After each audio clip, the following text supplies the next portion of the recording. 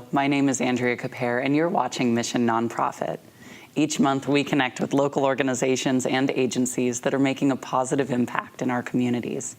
We've invited Jennifer Herman, Executive Director for the Olympia Symphony Orchestra, to join us to talk about their work in bringing orchestral music to our community. Thank you for joining us. Thank you. Thank you for having me. So your mission is to enrich, educate, and entertain our community? Yes. Is that right? Yes, okay. it is. Tell us how you carry out your mission.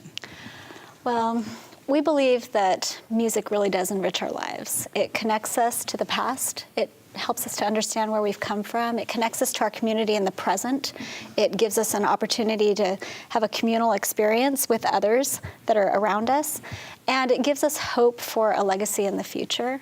So we really believe in enriching our community. The way that we're doing that is by making classical music accessible to everybody in our community. Often, the truth is we do have tickets for our concerts, and a lot of people think that that is a barrier. So one of our focuses is in making everything more accessible, and we provide student tickets. We provide free tickets for students that are in free and reduced lunch programs in our county and surrounding counties. We provide discounts for the military. We try to do as much as we can to make classical music accessible. We have a free concert in the summer outside that is really fun for families to attend. So we're fulfilling our mission in enriching by making classical music accessible. In education, we believe firmly in providing opportunities to collaborate with other arts organizations and community organizations. So we have programs where we have mentoring side-by-side rehearsals with our youth orchestra. We have invited the youth chorus of Olympia to be guest artists with us, to experience singing with a professional orchestra. We have master classes with our guest artists that come to town that are internationally acclaimed to educate our students.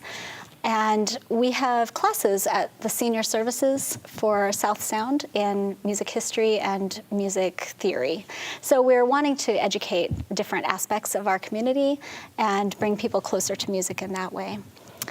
We enrich and we educate and we entertain. We hope that we are just fun. As deep as these other experiences are, we hope that we are just fun for people, that we can provide an experience where electronics are off and distractions are off, and you just come together in one room and experience something together. So we enrich, we educate, and we entertain. That's a huge mission, and that's a lot of work. And how many people are in your organization, staffing-wise? Staff-wise, we have 2 part-time administrative staff. So there's myself, and there's Renee Zimmerman, our administrative assistant. We have a conductor, music director, and then we have some support personnel who take care of our property, our instruments, and a personnel manager and a librarian. But really, it's 2 administrative staff, 3 support staff, our conductor, and we have a board of directors of 13. That's a bare bones operation for something that brings a lot of value to the community. It really is. And it's your 65th anniversary. It is. What are you doing to celebrate? Well, the title of this season is Thinking Big. So our music director, Hugh Edwards, titled the season that because he programmed big orchestral monumental masterpieces, and he wanted to just play big music with big orchestration and celebrate this landmark year for us. For me, thinking big also means thinking about the big community that has supported us for 65 years. To have survived this long in a city this size, I think is something to be very proud of for ourselves and also for our community. We could not do this without community support. So we're using this season to celebrate big music, celebrate the development of our orchestra, and also to celebrate the immense support that we've gotten from the community over a lot of years. So we're being grateful. Yeah, and Olympia and Thurston County is a arts and music loving community. It is, and we're very proud to be one of the oldest organizations here. We were incorporated in 1952, but actually our first concert was in 1947. So that was actually 71 years ago. This year is also Hugh Edwards' 15th season with us, so we're celebrating that as well. It's a big year for us. Okay. And so you had mentioned a lot of the accessibility and, enriching your community through those programs. Can you talk more about some of the programs that you offer? So a new program this year is called Music for All. And that program is the one that I mentioned briefly.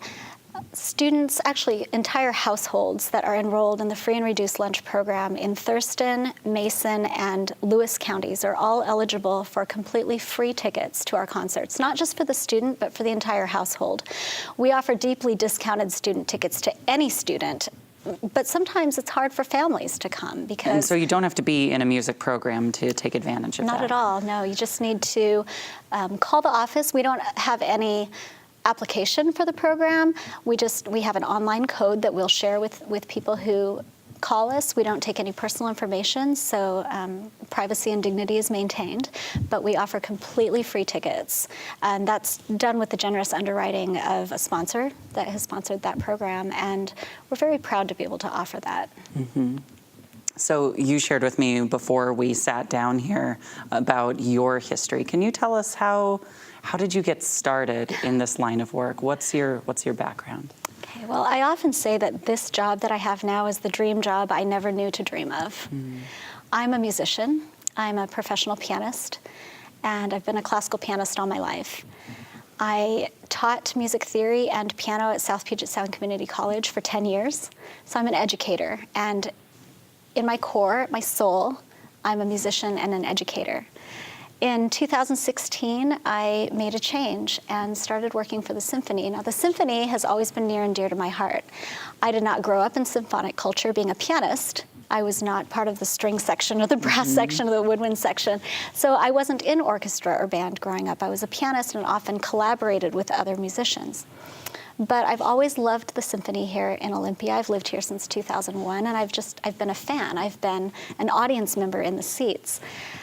In 2015, I was asked to be a guest artist with the Olympia Symphony, and I was asked to play a Mozart piano concerto, and so I got to be a soloist. I was deeply honored to be able to perform a solo in my hometown in front of my friends. Most of the musicians are already my friends, so it was a deeply moving experience for me. After that, I just wanted to be part of things with the Symphony. And so I did various jobs for them. At one point, I was the librarian. At one point, I was the personnel manager. And I decided I really wanted to be part of making a difference through the Symphony. I saw the great work that they do. I saw the need in the community to have the Symphony here. Even if there's somebody in our community who doesn't love classical music, they benefit from living in a community that supports a symphony. So even without a taste for classical music, there's some benefit to everybody with the Symphony being here. And I recognized that, and I wanted to be part of that movement. So I started to study nonprofit arts management and realized this is really something that I could do. And as an educator, I'm realizing now that this is almost the same thing as what I did at SPSCC, teaching in a classroom. However, my classroom now has no walls. My classroom now is my town, my city, my neighbors, my community. That's how I ended up here. I'm very grateful. That's so touching. I love to hear that. So what are some of those shows that are happening this season that you're super excited about? Okay, well, we have a 5-concert season. So we perform concerts in October, November, February, March, and April. So we've already had 2/5 of our season, and we're heading right into the last 3/5. So we have only 3 shows left in this season. The next one is on February 18th. It's called Closing Remarks, and it's titled that because it features Mozart's Final Piano Concerto and Schubert's Last Symphony. So hence the title, Closing Remarks. It features a pianist from PLU, or she's Russian actually, but she's on faculty at PLU, Oksana Ezhokina. She will be playing the Mozart Piano Concerto, and the symphony will be accompanying her, and then performing Schubert's Final Symphony, which is called the Great C Major. So that's a matinee concert. I'm excited about that. Normally our concerts are at night, but we're experimenting with a matinee in order to address issues that our patrons have communicated with us about walking back to their cars at night and parking and those type of issues that happen downtown. Our concerts at the Washington Center. So we're trying to listen to our patrons and respond. So we have a matinee performance, which is fun, and more families can attend if it's in the middle of the day. Then we have another concert in March, which will feature the Bruch Violin Concerto and Elgar's First Symphony, and that one is called Northern Exposure. And then one that we're all very, very excited about. Not that we're not excited about the other two, but our season finale is on April 22nd, and it features the epic Beethoven's Ninth Symphony. And that is the one that everyone's familiar with the big Ode to Joy. And it's this giant work with choirs. We'll be having the Olympia Choral Society and Timberline High School Symphonic Choir singing with us. The stage will be packed with musicians, and that concert's going to be very exciting. Not only because of that Beethoven, but the concert will open with Mozart's Overture to Don Giovanni, which was the very first piece of music ever played by the Olympia Symphony in 1947. Oh, wow. So that concert is titled Coming Full Circle, because we're performing the very first thing ever performed by the OSO. And then after that will be a world premiere of an OSO commissioned piece called Festschrift, written by Austin Schlichting, who is the orchestra director at River Ridge High School in Lacey, and his grandfather was a former conductor of the Olympia Symphony. It's a family affair. Yes, so it's very exciting. So we're honoring the past, looking to the future, and with this epic Ode to Joy, we're just ending our season on a big proclamation of joy and gratitude. That's fantastic. Yeah. With that, let's take a look at the video that you provided with the review of what's happening this season at the Olympia Symphony Orchestra. Hello, my name is Hugh Edwards, and I am the conductor and the music director of the Olympia Symphony Orchestra. This season marks a major milestone for the OSO as we celebrate our 65th anniversary, and our mission is to provide the highest quality live music to enrich, educate, and entertain in our community. We are excited to present 5 varied programs this season, which we've called Thinking Big. We will be performing big breakthrough works by famous composers such as Tchaikovsky, Mahler, Schubert, and Beethoven. We have some wonderful guest soloists from the area, flute, violin, piano, and voice, as well as a world premiere piece by a local teacher honoring our 65th birthday.